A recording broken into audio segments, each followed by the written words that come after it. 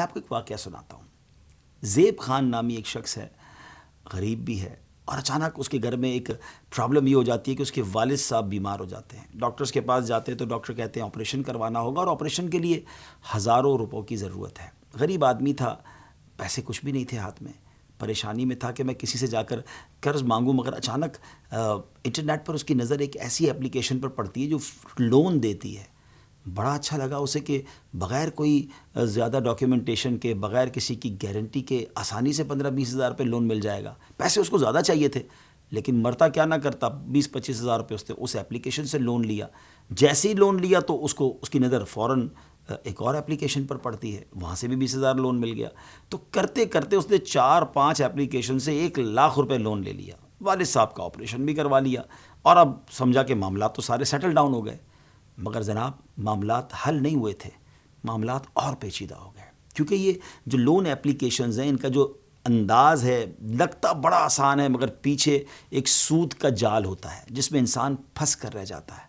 دیکھتے ہی دیکھتے اب مطالبے شروع ہوئے، ان کی ریکوری ٹیم نے رابطہ کرنا شروع کیا، اور پتہ یہ چلا کہ جناب 20,000 کے لون پر 20,000 نہیں، کئی لاکھ واپس دینے پڑیں گے. اب جب دھمکیاں ملنے لگیں اور گھر کی معلومات باہر دینے کی باتیں شروع ہو گئی، پتہ چلا کہ ایسے سسٹم ہوتے ہیں کہ ٹیلی فون کے سارے ڈیٹا ان کے پاس چلا گیا، خاندان کی خواتین کی تصاویر بھی ان کے پاس چلی گئی، اور اب عجب انداز سے زیب خان صاحب کو پریشر دیا جانے لگا.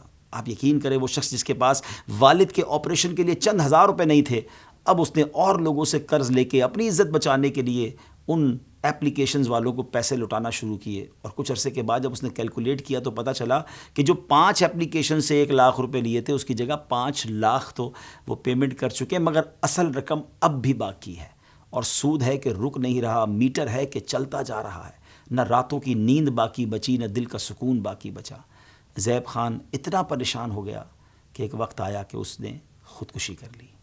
پیسے بھی بہت سارے چلے گئے اور بندہ بھی دنیا سے چلا گیا. یقیناً یہ زیادتی ہے، یہ ظلم ہے ان اپلیکیشنز والوں کی کہ جو اس طرح لوگوں کو پھانستے ہیں. مگر ہمیں بھی تو کچھ خیال کرنا ہے نا. سب سے پہلی بات، ہم مسلمان ہیں. سود حرام اور جہنم میں لے جانے والا کام ہے. ٹھیک ہے، بعض اوقات انسان کو قرض کی ضرورت پڑتی ہے، وہ کوشش کرے، مگر سودی قرض کی طرف تو نہ جائے نا. اور پہلے کوشش یہ کرنی چاہیے کہ محنت مزدوری کر کے، اور بعض اوقات تو کچھ لوگ سستی، کاہلی اور کام نہ کرنے کی وجہ سے بھی کئی مشکلوں کا شکار ہوتے ہیں. اگر بندہ خوددار ہو، کام میں، مزدوری میں، اور کوشش کرتا رہے تو اللہ پاک راستے آسان کر دیتا ہے. لیکن بہرحال کبھی بھی سودی قرضے کی طرف نہیں جانا چاہیے. احادیث میں مضمون ملتا ہے کہ سود کا کام کرنے والا ایسا ہے کہ وہ اللہ سے جنگ کرنے والا ہے. بتائیے نا، رب سے جنگ کر کے کوئی جیت سکتا ہے؟